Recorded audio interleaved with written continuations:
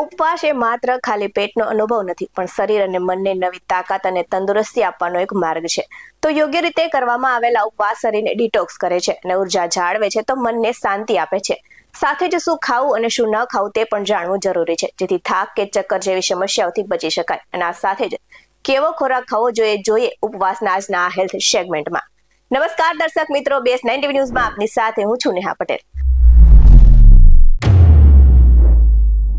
ઉપવાસમાં શું ખાવું જોઈએ? વાત એમ છે કે તાજા ફળો એટલે કે કેળા, સફરજન, દ્રાક્ષ, પપૈયા જેવા ફળો ઇન્સ્ટન્ટ એનર્જી આપે છે. આ સાથે જ ડ્રાયફ્રૂટ્સ એટલે કે બદામ, દ્રાક્ષ, કાજુ, અખરોટ જેવા ડ્રાયફ્રૂટ્સમાં પ્રોટીન અને વિટામિન્સ હોય છે. તો આ સાથે જ સાબુદાણાની ખીર, વડા કે ખીચડી જે ઉપવાસમાં શરીરને એનર્જી જાળવી રાખે છે. તો આ સાથે જ શેકેલા મખાના પણ ખાઈ શકાય છે અને માંડવીના દાણા પણ ખાઈ શકાય છે, કેમ કે એન્ટીઓક્સિડન્ટથી ભરપૂર હોવાથી તે હેલ્ધી નાસ્તો બની શકે છે.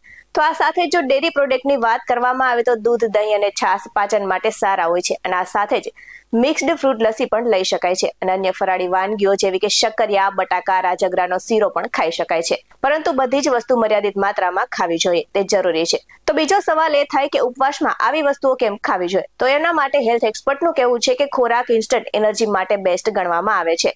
તેમજ ફળો અને સાબુદાણા દિવસભર થાક લાગવા દેતા નથી. તો ડ્રાયફ્રૂટ્સ અને ફળો શરીરમાં વિટામિન્સ અને કેલ્શિયમ તેમજ મિનરલ્સની કમીને દૂર કરે છે અને આ સાથે જ શક્તિ પણ પૂરી પાડે છે. તો હળવો ખોરાક ખાવાથી પાચન શક્તિ સુધરે છે અને તે શરીરને અંદરથી સાફ કરવામાં મદદરૂપ થાય છે. તો યોગ્ય ફરાળ વજન ઘટાડવામાં પણ મદદરૂપ સાબિત થઈ શકે છે.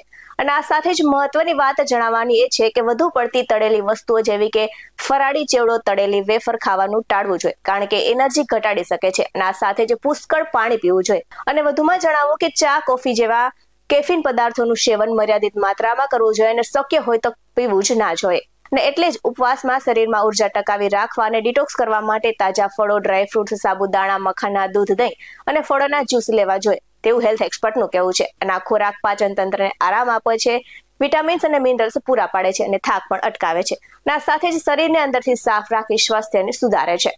આવા જ વધુ અહેવાલ સાથે ફરી મળતા રહીશું. તમે અમારી યુટ્યુબ ચેનલને સબસ્ક્રાઇબ કરવાનું અને અમને ફેસબુક અને ઇન્સ્ટાગ્રામ પર ફોલો કરવાનું ભૂલશો નહીં.